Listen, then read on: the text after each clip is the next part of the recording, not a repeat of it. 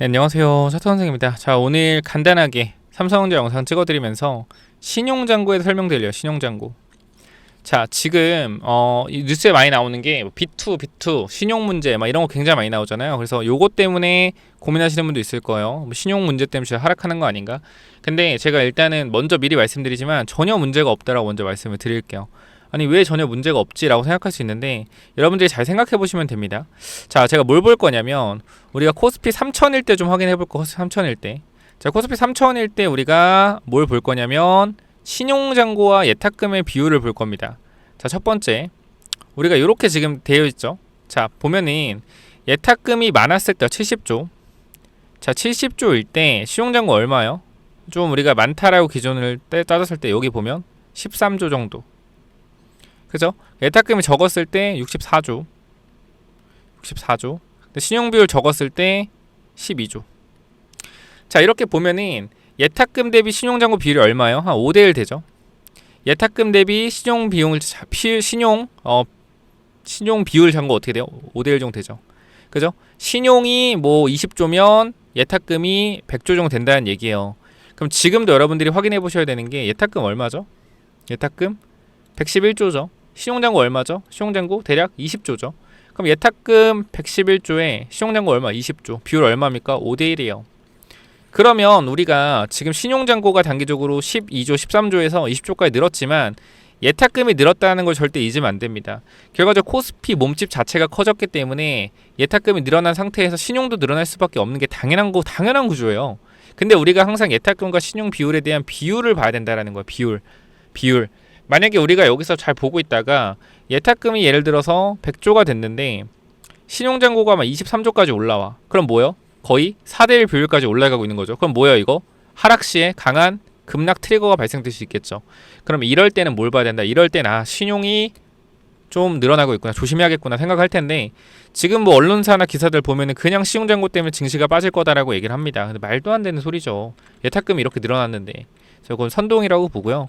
그래서 지금 구간에서 삼성전자 같은 경우도 사실상 뭐 얘가 신용이 많은 것도 아니지만 결과적으로 다른 종목들이 결과적으로 신용을 써서 하락한다라고 하면 삼성전자를 현금으로 들고 있는 사람들이 반대 매매가 나올 수 있거든요.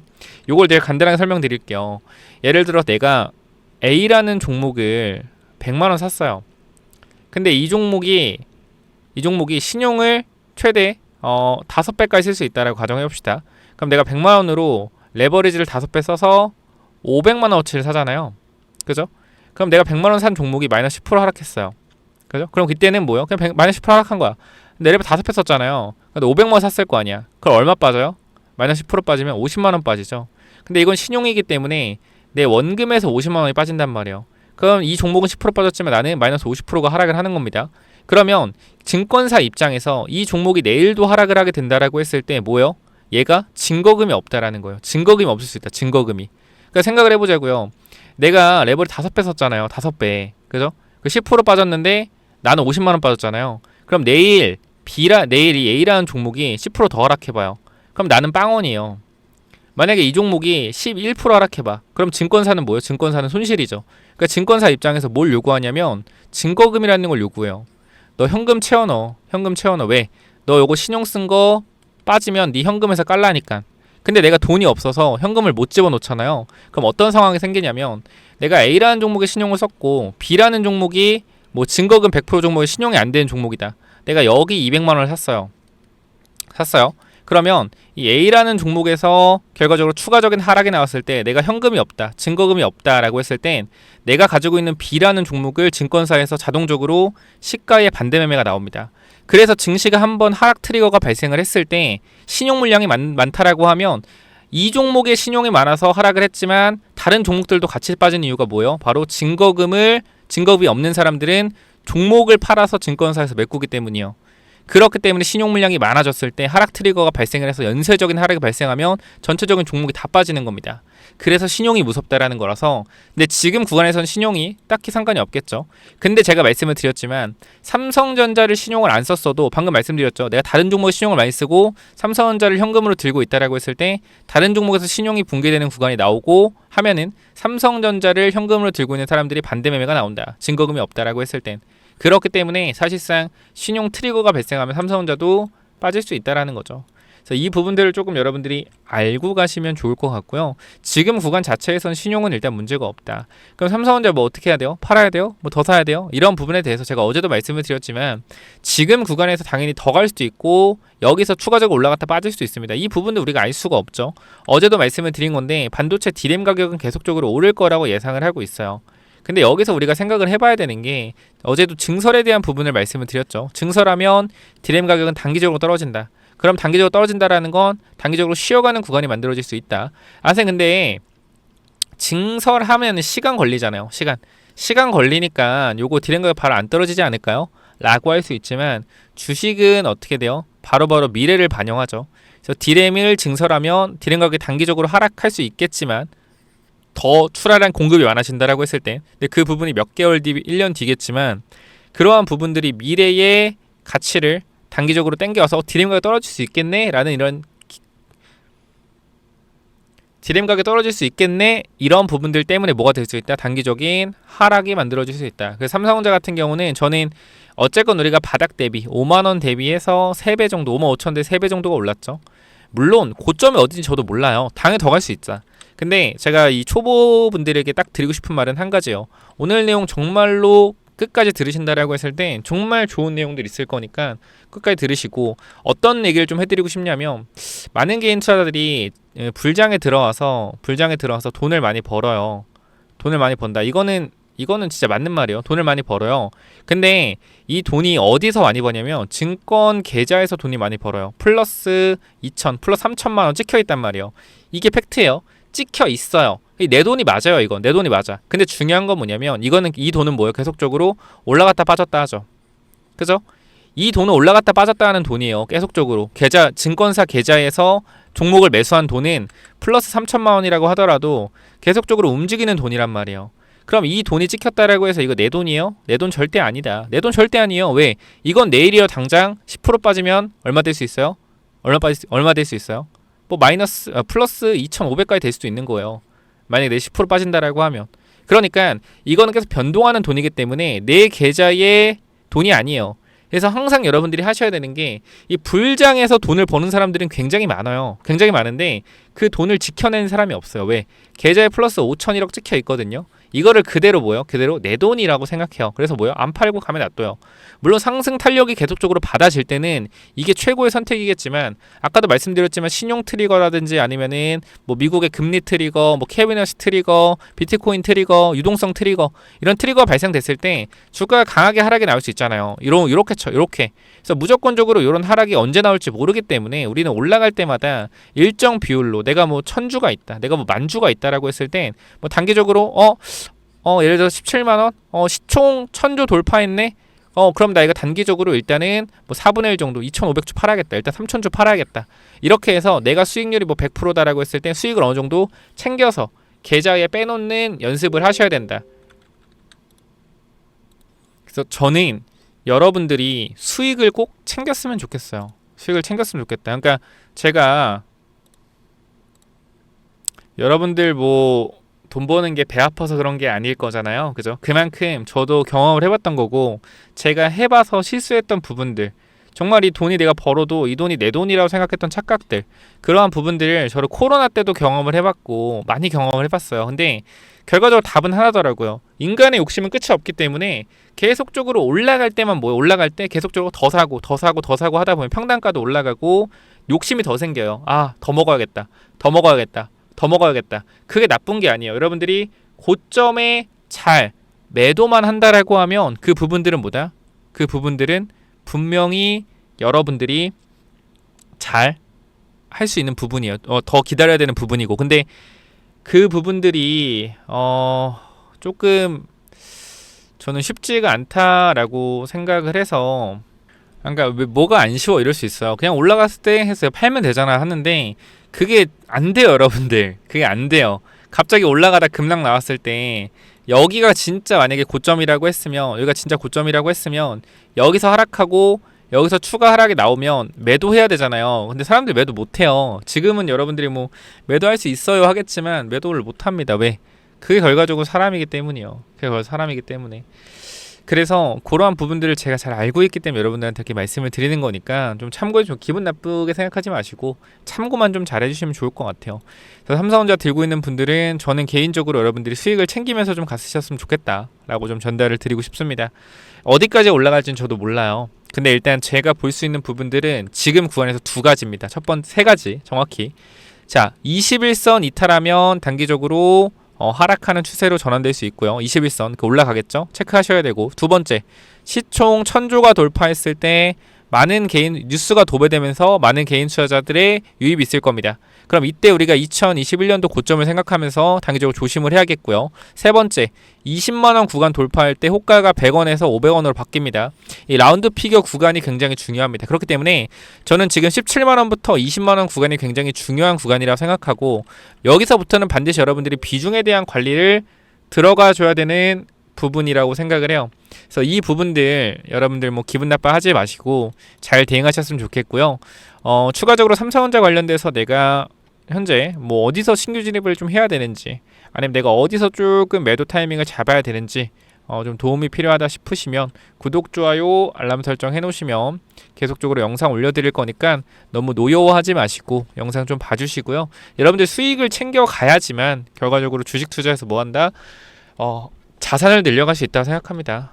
그러니까 많은 사람들이 저점 대비해서 5배, 6배, 10배 이 정도 먹어야지 주식 투자로 성공한 거다라고 할 수 있는데, 저는 이제 그거예요. 그렇게 해서 분석을 할 수 있는 능력과 그러한 조금 뭐라 그럴까요?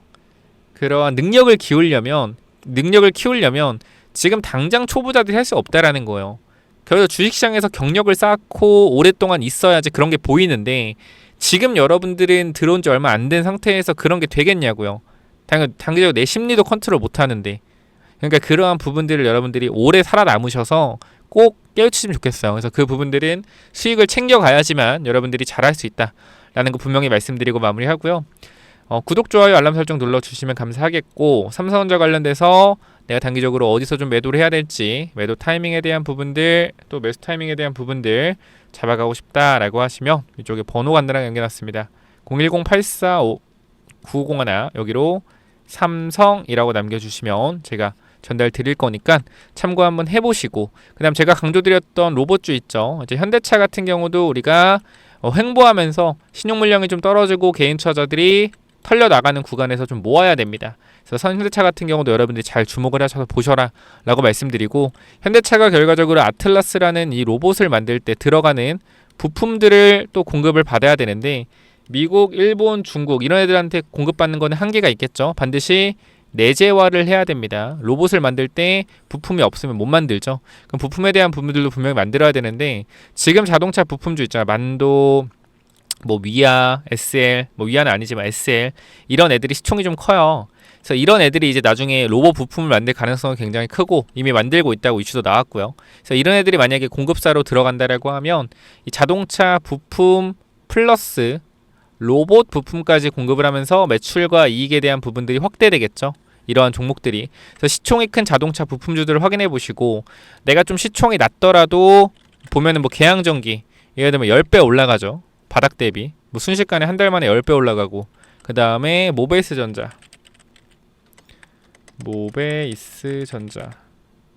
보면은 얘네도 뭐 자동차 부품 공급한다고 뜨니까 6배 올라가고, 이러한 종목들은 시총이 낮은 종목에서 나오거든요. 그래서 자동차 부품 중에 시총이 낮은 종목도 굉장히 많으니까 여러분들이 한번 공부를 해보셔서 뭐 종목들 컨택해보셔도 좋고요.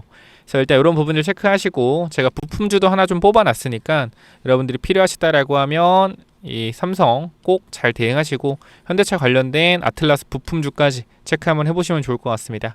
그래서 부품주는 또 뭐냐면은, 자, 이 자동차 부품 관련된 히든 종목 뭐냐면은, 자, 일단 요거부터 말씀을 드릴게요. 이 회사가 뭘 하고 있냐면, 지금 보스턴 다이나믹스의 로봇 산업 확장에 대해서 여기가 이제 기존 핵심 파트너이기 때문에 로봇 공급망에 진입할 가능성이 높습니다. 제가 항상 말씀드리지만 자동차 부품사들 중에서 현대차와 이 벤더를 이루고 있는 회사들을 주목해야 된다고 말씀드렸는데, 이 친구는 지금 시총이 낮기 때문에 계속 주가가 올라가고 있어요. 그래서 요거는 제가 히든 종목 말씀드린다는 점 다시 한번 전달을 드리고요.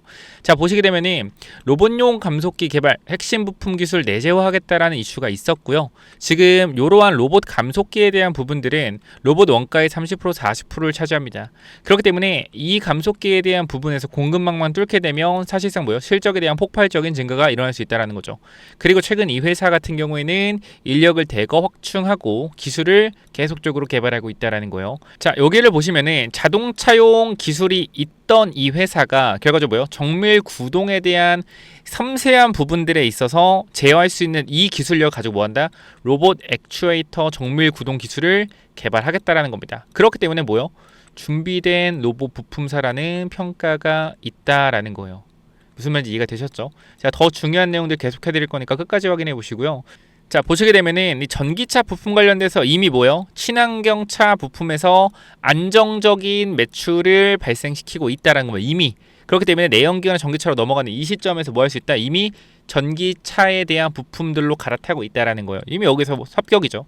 자, 근데 로봇 모멘텀에 대한 부분들이 새로 생겼다라는 거죠. 자, 로봇 산업은 고부가치 산업이고요. 그 다음에 오랫동안 저평가였던 회사이기 때문에 아까도 말씀드렸지만 자동차 부품사들이 저평가에서 성장성을 부여받을 수 있기 때문에 가치가 상승할 수 있다라는 거죠. 그렇죠? 안정적인 성장을 통해서 가치까지 상승한다라고 하면 모멘텀이 엄청나게 크게 받을 수 있다라는 겁니다.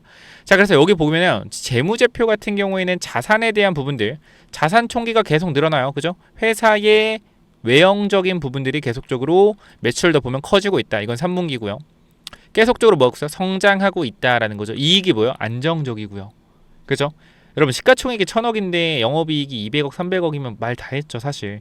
참고로 지금 그 정도지 그 전에는 더 심했다라는 거예요. 너무 저평가다. 그래서 여기를 보게 되면 실적에 대한 부분들을 보시면 어때요, 여러분들? 실적이 매출이 꾸준하게 늘고요. 영업이익 안정적이게 나오고 있죠. 자, 이 회사 주목을 하셔야 된다라는 거고. 자, 보시면은 우리가 이제 리스크 관리에 대한 부분들 확인을 해야 되는데 단기적으로 주가 이렇게 올라가고 있어요. 그죠? 이렇게 올라가고 있기 때문에 단기적인 개미 털기를 주의해야 된다. 그죠? 매집이 완료된 게 아니라 올리면서도 지금 공격적인 매집을 하고 있다라고 하면 뭐요? 변동성에 대한 부분 나올 수 있다. 그럼 뭐요? 타점을 잡아놓고 기다리면 된다라는 거죠. 그렇기 때문에 이 종목 주목하라라고 말씀을 드리는 거고요. 그 다음에 항상 뭐요? 재료의 실체를 중요하다. 감속기 한다는 거 오케이. 여기까지는 오케이. 한다는 거 오케이. 근데 감속기 성공하겠느냐? 그죠? 성공하겠느냐? 못할 수도 있죠. 근데 뭐요? 그거에 대한 기대감으로 계속적으로 주가는 올라갈 거라는 거. 언제까지? 그게 확인될 때까지. 앞으로 몇 년? 1년, 2년 걸린다라는 거예요.